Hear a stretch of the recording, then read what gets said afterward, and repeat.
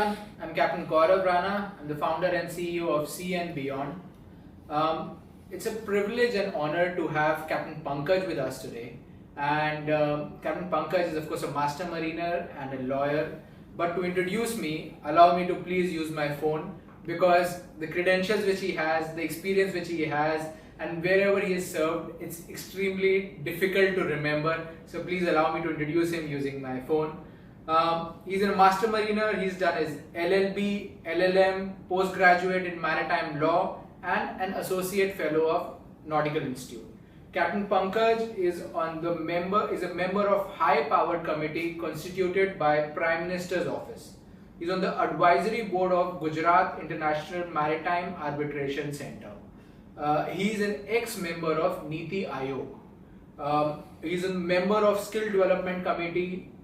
He's on the board of Higher Education of Gujarat Maritime University. He is a managing partner in Quadrant Legal and adjunct professor in many universities. Just to name a few: O.P. Jindal School of Law, Gujarat National Law University, Gujarat Maritime University, Symbiosis Law University, S.P. Jain Management Institute, Adani Technical Institute, and of course he's in faculty for extra masters under Director General of Shipping.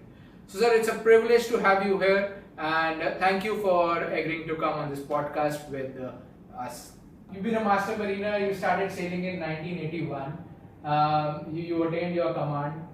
So why did you choose law as your calling, as something where you would like to progress into, please? Well, thank you very much for the lovely introduction. I don't think I deserve that much, but yes, why law? What is a master's role on the ship? Master is a legal representative. In fact, the legal term is that he is an agent of necessity. Everybody who's involved in a voyage, which in shipping terms we call as an adventure, that is a ship charterer, ship broker, ship owner, cargo owner, they all depend on one person to take the right decision. And that is what is an agent of necessity. So the basic role of a master is law. So when I became a master, that is what triggered my interest into law. And that's what started the journey towards LLB and LLM. But at heart, you're a master mariner, you're a sailor, you're a mariner. Very few mariners have gone into the law side of things. Why, if I may know, and how did you pique the interest into the law field, into the maritime law, please? Yeah, well, thank you so much. Rather a very sticky question in the sense that if you have a parent-teacher meeting, whom should I call? Well, that was one of the senior most, absolutely correct. But in those days, it was much easier. Master's foreign going license was an eligibility criteria for appearing for LLB exams. But now it's a little difficult. They have a CLAT exam, All India exam. But the classroom experience is always fantastic. It doesn't matter what the age group of the students are. You interact with youngsters, you learn so many things which you feel that at a particular age you know everything. When you sit across the youngsters, you feel that you're really way behind. It was a fantastic experience, there's no doubt about that. Given a chance, I would still like to go back to a class. Amazing. And so sir, you finished your degree and then came the time to practice it, right? And if you could talk us through, when you started practicing, you're getting your initial first assignment, now practicing even more, you're in the board of so many committees now. So how was the first assignment that you got, or was it easy, was it difficult? If you could just talk us through the entry into practicing. Yeah, well, nothing is easy in life. You need to struggle. There is about 12 to 15 years of struggle behind it. I got my first client after about 8 years of struggle. That's the time when people started recognizing that there is somebody who is a maritime law and who also has a domain knowledge. And that still is our highest point. We have some very fantastic clients, most of the PSUs who are in the shipping industry, shipping business. They are our clients, and we have got them only because of my knowledge as a sailor, as a captain. So domain knowledge nowadays is very important, and that is now highest selling point.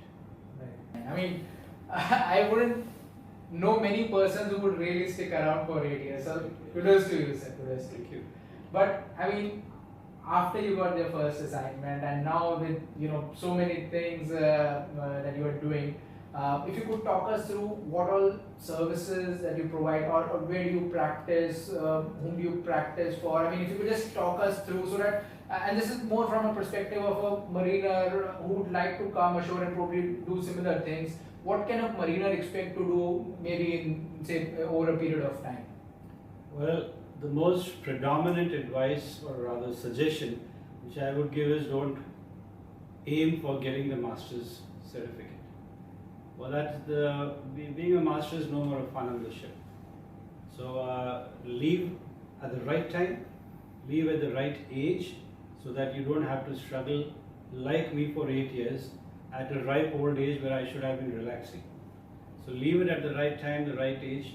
But yes, at the end of it, I don't regret it. I'm very happy, very excited at the new projects, new assignments we get.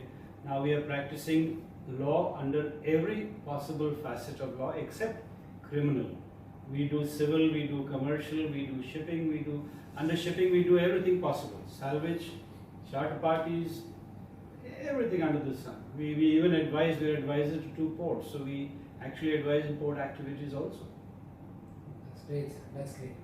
So one question which comes to my mind is, getting an LLM in maritime law from outside India versus within India, right? In India you have to do LLB and then only you could get it. Whereas outside India you may, basis your master's license, you could still get it. What would you suggest to the mariners, whether they should do it in India, go outside, and probably they would not be able to come back to India and practice. So what according to you is probably a better thing for a mariner? First to clarify that I am not an LLM in maritime law. I've done LLM like any other LLM. It's a normal LLM. But doing any certification or any kind of an LLM outside with just basis of master's foreign going license will only add on to your CV. If you wish to practice, either in India, even abroad if you wish to practice, you need to have an LLB, whether in India or outside. So this LLM which we get out of with masters as a qualification or eligibility, all that you can do is add on to your CV, and that's it. Right. So basis this LLM from outside, you cannot practice, but is there a value that the companies, the commercial entities would probably look at you to work in their legal team or in their commercial teams? Any thoughts on that, please? Absolutely. Education is like an insurance. It really doesn't matter whether you're doing it purely for the purpose of practice or adding on to your CV. Yes, most certainly. It does help, not only adds on to your CV, but it does help. Any company looking, let's say a company has a vacancy and 10 masters apply, 9 with just masters foreign going and 1 with master and LLM. Obviously the company is going to prefer that person. So it does add value, no doubt. Absolutely. Right. Let me summarize our discussion, and we've had an excellent discussion with great insights from it. And this is what I understand.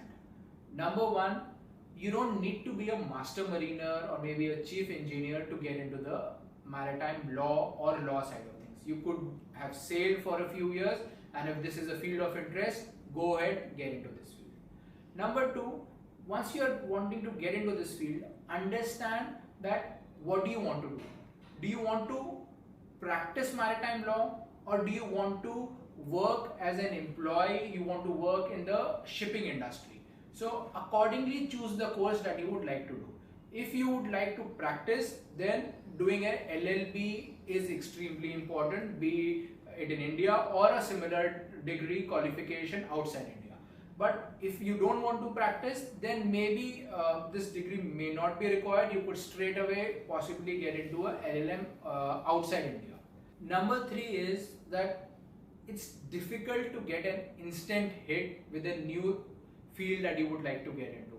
Captain Pankaj did struggle for a few years before he got his first assignment.